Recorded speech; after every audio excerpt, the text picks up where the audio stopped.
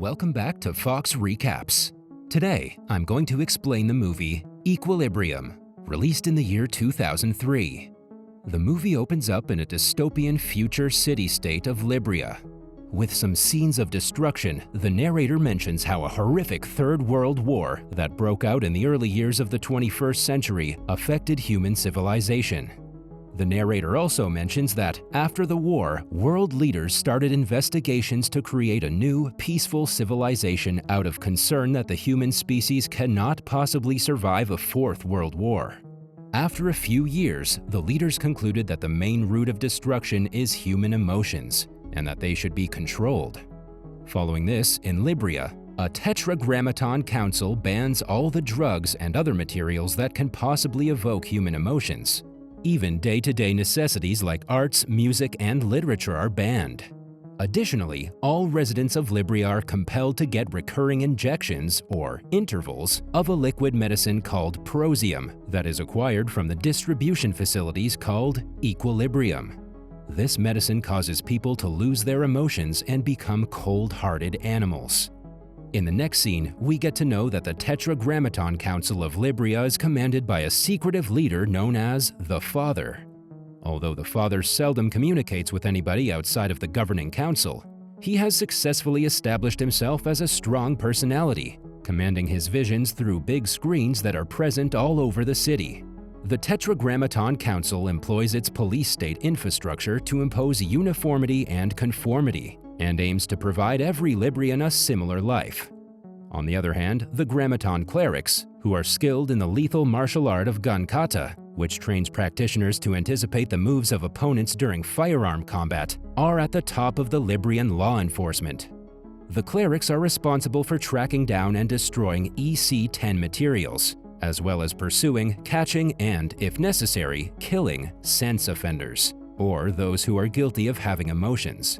The scene then shifts to 2072, where Viviana Preston, the wife of high-ranking cleric John Preston, is hanged as a sense offender, leaving John to raise their two children alone.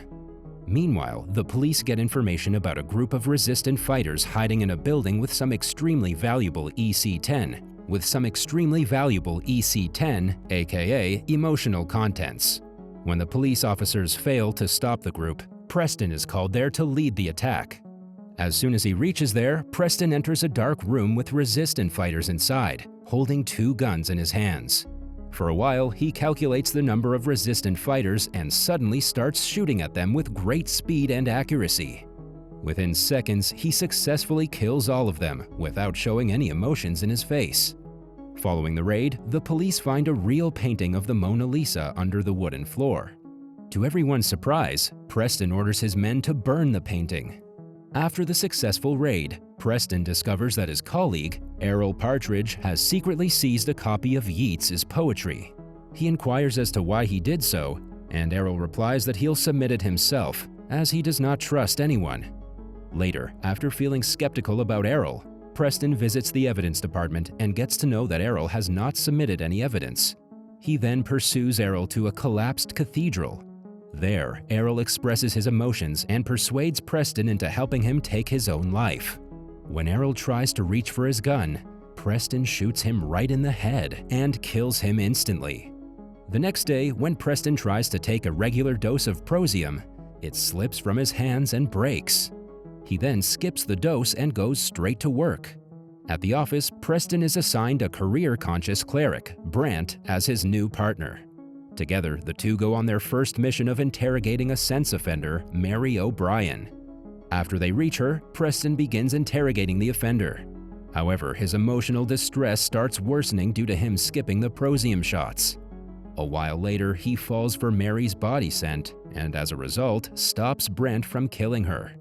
This confuses Brant, but he decides to oblige with his senior. Later, while Preston interrogates Mary in the police station, she refuses to tell anything about her associates. Furthermore, she despises Preston for living an emotionless life and compares his life with a moving clock, which is just passing time. The following morning, Preston is heavily disturbed by the newly arising emotions. He peels the cover of his bathroom window and admires the beauty of the rising sun. Feeling weird about the unknown emotions, Preston rushes towards his room to take a shot of Prosium, but somehow stops himself from doing so. He rather hides the shots behind the mirror of his bathroom so that no one can ever find them. During Preston's next mission with Brandt to eliminate the sense offenders, he exhibits emotional behavior when he stops his crew from killing a dog and stresses that he would like to hand it over to the medical team for its treatment. By this point, Preston has ceased using Prosium and is forced to maintain his emotionless and robotic demeanor in front of his kids and the increasingly wary Brandt. In the course of the movie, Preston's actions resemble that of Errol's, to the point where he steals a book from among the evidence and makes the same excuse as Errol. Disturbed by the continuous killing of the sense offenders, Preston visits the vice counselor DuPont and mentions that the sense offenders should be interrogated rather than eliminated. In reply, DuPont tells him that they're just following the father's orders and no one is permitted to go against them. In the following scene, Preston goes back to the Nethers to release the dog he rescued before. He opens the trunk and tries to release the puppy, but it refuses to go away. After this, Preston decides to take it home and puts the dog back in his trunk. Suddenly, a group of police officers arrive there and take away his keys to check his car's trunk. Preston tells the officers that there's nothing inside it, but the men are adamant on opening the trunk. Just then, they recognize Preston as one of the high-ranking clerics and return his keys. Unfortunately, when the officers are about to return, they hear the dog barking from inside the trunk. They then force Preston to open the trunk, and when they find a dog inside, they ask Preston to get on his knees and surrender.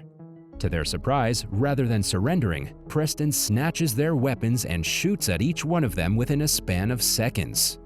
In the next scene, Brandt approaches Preston and asks him to get ready for another raid in the Nethers. Following this, the duo goes for their raid, and there, Preston finds a group of rebels protesting against the father. As Preston stopped taking Prosium, he starts to feel pity for the rebels and decides not to kill them. He secretly tries to take them to a safer location to hide, but gets discovered by the police officers. Left with no options, he takes out his gun and kills everyone before they can harm the offenders. After the fight, Preston is taken aback to find the rebels captured by Brandt and lined up for execution. Preston arrives there and tries to stop Brandt from killing the rebels, and mentions that they should be properly interrogated. However, Brandt doesn't listen to him and replies that they have to follow the father's orders. He even provides Preston with his pistol, assuming that he might be low on ammo, but Preston returns it without thinking twice. After this, Preston tries his best to put on a straight face and walks away when the rebels get executed by Brandt and the officers. The next day, DuPont summons Preston to his office and inquires about the incident that happened the previous night. Preston lies to DuPont, telling him that he just wants to win the trust of the underground rebel group, aka Resistance, and uproot them completely. After the meeting with DuPont, a disturbed Preston starts searching inside Errol's belongings. Soon, he finds a thin metal case with several pictures inside. Surprisingly, Preston finds a picture of a man named Jurgen, whom Errol used to meet regularly. In the next scene, Preston meets with Jurgen at an abandoned school building and after a short conversation, gets to know that Jurgen and his group are planning to kill the father and also destroy the equilibrium. Jurgen also takes a polygraph test of Preston where his seismic graphs change as soon as he hears the name Mary. This convinces Jurgen that Preston is not taking his dose of Prosium and has a sense of feelings. After this, Preston informs Jurgen that killing the father will not be an easy task, as he is under high security and hasn't met anyone face to face in years. However, Jurgen replies that Preston is the only one who can accomplish the mission. Following this, he also reveals to Preston that while he attempts to kill the father, he and his resistance group will visit the factories of Prosium and destroy various parts of it to seize the flow of Prosium and hopefully bring down the Tetragrammaton Council. Back to his office, Preston looks at the live footage of Mary being executed.